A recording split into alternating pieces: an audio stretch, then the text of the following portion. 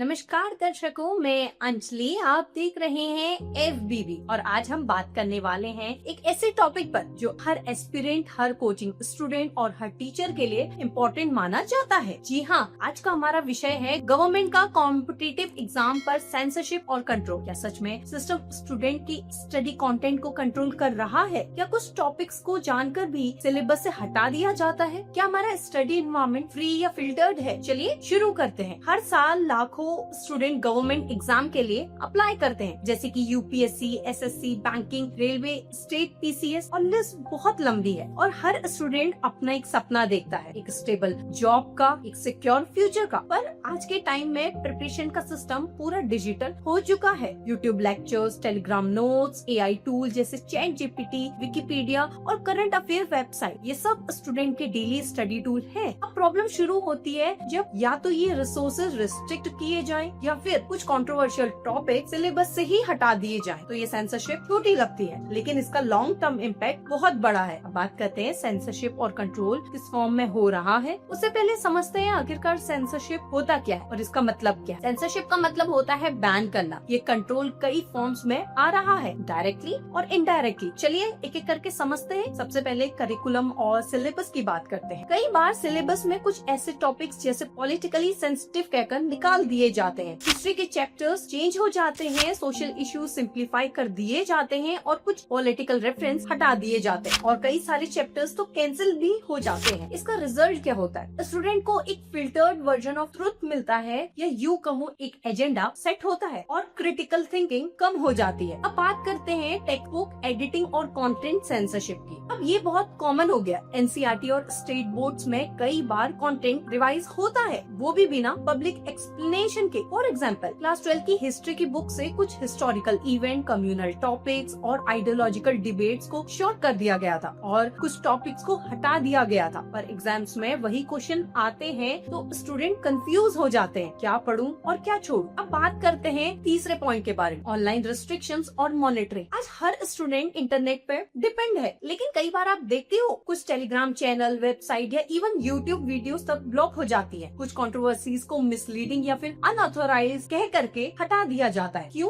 क्योंकि वो रियलिटी दिखा रहे हैं। सिर्फ इसलिए। प्रॉब्लम ये है कि फिल्टर डिसाइड कौन करता है? स्टूडेंट के पास नॉलेज का राइट है, पर जब एक्सेस ही लिमिट हो जाए तो वो वीक पड़ जाते हैं। अब बात करते हैं सेल्फ सेंसरशिप, जो सबसे डेंजरस फॉर्म है। ये सेंसरशिप का सबसे साइलेंट फॉर्म है। टीचर और एजुकेटर्स खुद ही सेंसिटिव टॉपिक अवॉइड करते हैं। ये टॉपिक एग्जाम्स में कंट्रोवर्सी बना सकते हैं, इसको स्किप कर देते हैं। स्टूडेंट भी डरने लगते हैं, सर ये क्वेश्चंस पूछे तो गलत ना समझ। और इससे रिजल्ट क्या रहता है? एजुकेशन सेफ जोन में चला जाता है, डिस्कशन का कल्चर खत्म हो जाता है। और कई बार गवर्नमेंट गाइडलाइंस में ऐसा लिखा होता है कि avoid controversial political interpretation, teach officially approved version और बहुत कुछ। मतलब रनिंग गवर्नमेंट ही डिसाइड करती है कि क्या चेंज करना है और क्या ऐड करना है। चलिए अब बात करते हैं इसका स्टूडेंट, टीचर्स और सोसाइटी पर क्या इम्पैक्ट पड़ता है। जब इन्फॉर्मेशन फिल्टर होती है तो स्टूडेंट के पास सिर्फ एक साइड वर्जन होता है। एग्जाम पास करने के लिए एनालिटिकल थिंकिंग चाहिए होती है, पर जब नॉलेज लिमिट मिले तो एनालिसिस का बेस भी खत्म हो जाता है। फ्री डिस्कशन, डिबेट से ही थिंकिंग डेवलप होती है। लेकिन जब स्टूडेंट के पास सिर्फ अप्रूव मटेरियल होता है तो वो क्वेश्चन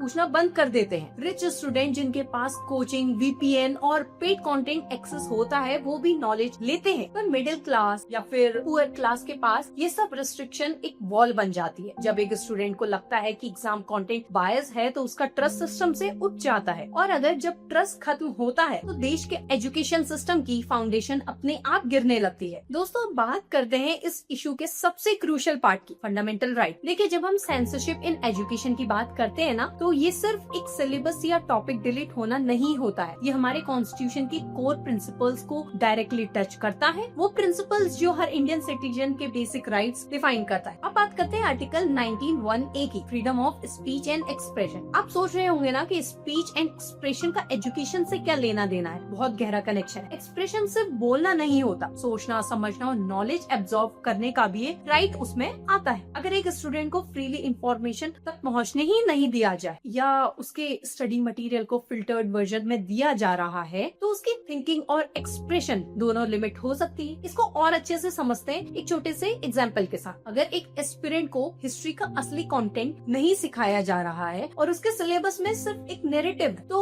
वो अपना इंडिपेंडेंट ओपिनियन कैसे बनाएगा? उसकी फ्रीडम टू थिंक ही खत्म हो जाएगी। सो डायरेक्टली ये फ्रीडम ऑफ एक्सप्रेशन का साइलेंट वॉयलेशन है, क्योंकि जब नॉलेज फिल्टर होती है तो स्टूडेंट के पास सोचने की आजादी नहीं होती, सिर्फ लिखना ही मजबूरी होती है। अब बात करते हैं आर्टिकल 21A की, राइट टू एजुकेशन। आखिरकार क्या है और ये कहता क्या है? आर्टिकल 21A कहता है कि हर सिटीजन को एजुकेशन का राइट है, लेकिन सवाल ये है क्या एजुकेशन का मतलब सिर्फ स्कूल जाना या सिलेबस फॉलो करना है? नहीं, एजुकेशन का मतलब है ट्रुथ समझना, सोच बनाना, थिंकिंग क्रिएट करना और क्रिटिकल रीजनिंग डेवलप करना। अगर सिस्टम खुद ही डिसाइड करे कि किस ट्रुथ को पढ़ना अलाउड है और किस ट्रुथ को नहीं, तो वो एजुकेशन नहीं है, इंडोक्ट्रिन बन जाता है। एक टीचर जब किसी पॉलिटिकल या फिर सोशल टॉपिक को अवॉइड करता है क्योंकि कंट्रोवर्सी हो सकती है, तो वो स्टूडेंट से उसका राइट टू कंप्लीट एजुकेशन छीन लेता है। और जब स्टूडेंट इनकम्प्लीट नॉलेज के साथ एग्जाम देते हैं तो एक्चुअली में वो एक हाफ ट्रुथ सिस्टम में सर्वाइव कर रहे होते हैं। राइट टू एजुकेशन का मतलब होता है कि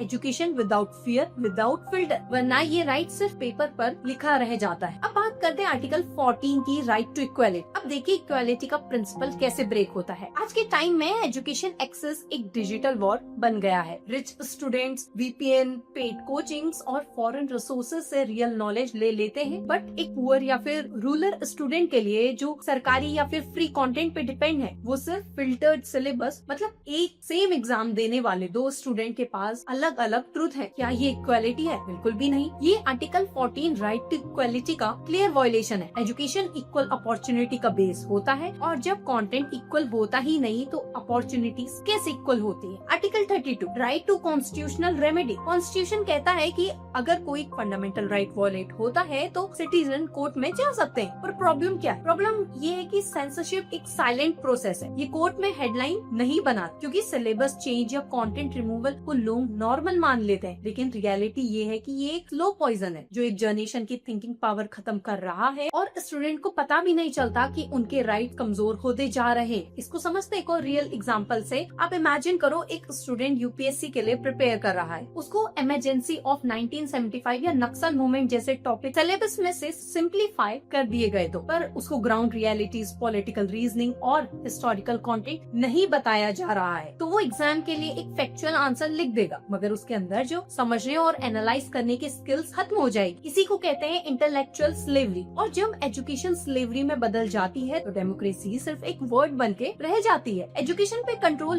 लगना सिर्फ सिलेबस बदलना नहीं होता, ये स्टूडेंट के फंडामेंटल राइट को हार्म करता है। फ्रीडम ऑफ स्पीच और एक्सप्रेशन का मतलब होता है कि सोच की आजादी। राइट टू एजुकेशन का मतलब होता है पूरा और honest knowledge. Right to equality का मतलब होता है सबको सेम एक्सेस। और जब ये तीनों चीज एक साथ कमजोर होती है तो सिर्फ बुक्स नहीं, पूरा फ्यूचर सेंसर हो जाता है। ये वो सेंसरशिप है जिसका कोई बैन ऑर्डर होता ही नहीं है, पर इसका इम्पैक्ट हर क्लासरूम, हर कोचिंग और हर स्टूडेंट के दिमाग में पड़ता है। ये सिर्फ इंडिया का इश्यू नहीं है, पूरे वर्ल्ड में एजुकेशन सेंसरशिप के एग्जाम्पल मिलते हैं। अब बात करते हैं सोल्यूशन की। अगर हम सिस्टम में चेंजेस चाहते हैं तो क्रिटिसिज्म के साथ सोल्यूशन भी हमें देना जरूरी है। सिस्टम में ट्रांसपेरेंसी होनी चाहिए। अगर कोई टॉपिक डिलीट हो रहा है तो उसका रीजन ओपन होना चाहिए। पब्लिक नोटिस होने चाहिए ताकि स्टूडेंट और टीचर समझ सके कि क्यों और कैसे बदला जा रहा है। सिलेबस और कंटेंट डिसाइड करने वाले बोर्ड में सिर्फ ब्यूरोक्रेट नहीं होने चाहिए, बल्कि सब्जेक्ट एक्सपर्ट जैसे प्रोफेसर्स, स्टूडेंट रिप्रेजेंटेशन भी होना चाहिए ताकि एक सही डिसीजन लिया जा सके। सेंसरशिप का मतलब गलत इन्फॉर्मेशन को कंट्रोल करो, पर रीजन के साथ। कोचिंग इंस्टीट्यूट और यूनिवर्सिटीज में ओपन डिबेट और ग्रुप डिस्कशन कल्चर लाना चाहिए। यहाँ स्टूडेंट अपनी बात रख सकते हैं, वो भी बिना किसी डर। गवर्नमेंट खुद एक ट्रांसपेरेंट ओपन एजुकेशन पोर्टल बना सकती है जहाँ वेरीफाइड और डाइवर्स मटेरियल अवेलेबल होना चाहिए बिना किसी फिल्टर के, और जिसका कंट्रोल होना चाहिए सिर्फ स्टूडेंट और टीचर्स के हाथ में। सोचो दोस्तों, अगर आपको पता ही ना चले कि किस टॉपिक को आपको पढ़ना है और किसको नहीं, तो बताओ आपकी लर्निंग कितनी ऑथेंटिक रहेगी। एजुकेशन तभी सच में पावरफुल है जब वो इंडिपेंडेंट हो। नॉलेज कभी किसी एक आइडियोलॉजी या पार्टी के सिस्टम का गुलाम नहीं होनी चाहिए, वरना स्टूडेंट रोबोट बन जाते हैं जो लिखते हैं पर